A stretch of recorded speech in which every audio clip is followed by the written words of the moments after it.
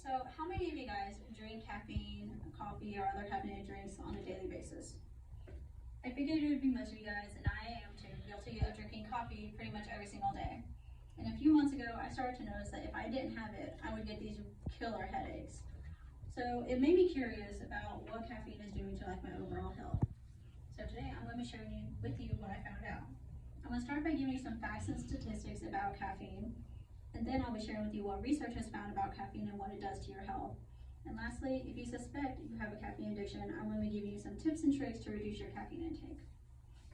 So some of these facts may or may not be surprising to you. Caffeine can be found in many things like tea, soft drinks, over-the-counter prescription drugs, and even in foods like chocolate. But the main source of caffeine for adults is coffee. There is an estimated 85% of adults who consume caffeine on a daily basis. They consume about 180 milligrams a day, which equals about 2 cups of coffee. Additionally, there is an estimated 75% of children between the ages of 6 and 19 who consume caffeine on a daily basis, ranging from 15 milligrams to 61 milligrams a day, according to Frontiers in Psychology. As you can see here by this graph, caffeine consumption starts as early as the age of 2 years old. But what really surprised me was that the age range 18 to 24, which is the normal college student range, was much lower than the range of a 50 to 64-year-old, which doesn't seem it doesn't make sense because college students drink so much coffee. So I thought that was interesting. But even with these statistics, the World Atlas only ranks the U.S. 25th in the world for annual coffee consumption. Finland is at number 1 with 12 kilograms per person each year, and the U.S. is only 4.2 kilograms per person each year. And this map is a little outdated, but it still shows the same thing, where the U.S. right here is still between 3.0 and 4.9 kilograms per person each year, and Finland, up here in the dark navy blue, is still over 9 kilograms per person each year. So caffeine is often consumed because it is associated with increasing alertness, well-being, sociability, energy, and willingness to work.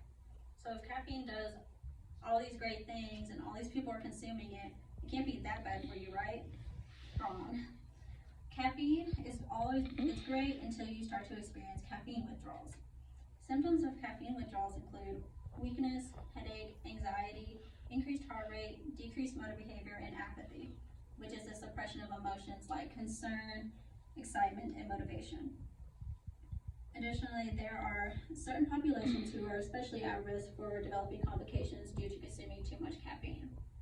Those being pregnant women, children, adolescents, young adults, and people with underlying health conditions. If you're pregnant, you have an increased chance for spontaneous abortions and miscarriages. Your chances go up by 7% for every 100 milligrams you consume over the recommended less than 200 milligrams a day. It has also been known that newborns experience caffeine withdrawals if their mother was excessively consuming caffeine during pregnancy. Children, adolescents, and young adults are not someone you would think about when thinking about complications when drinking caffeine. But caffeine is known to increase your heart rate and your cholesterol. It can also disrupt your sleep if you drink too much of it. So when we disrupt our sleep, what we do in the morning is drink coffee to increase our morning alertness. So this starts a pattern where caffeine then becomes the cause and the cure for too little sleep.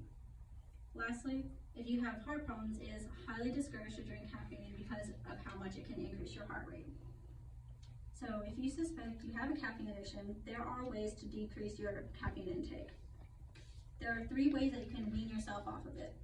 You can start by gradually decreasing how much coffee you drink by 1/4 every 2 to 3 days. You can also substitute coffee for green tea. Green tea still has caffeine in it, but it's in much less amounts than you would find in coffee. And lastly, you can gradually switch yourself to decaf coffee.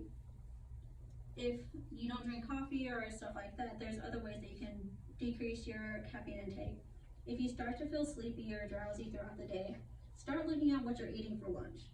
If you're eating too many carbs, you're getting a lot of fast energy, but not long-lasting energy. If you want long-lasting energy, start increasing your protein intake.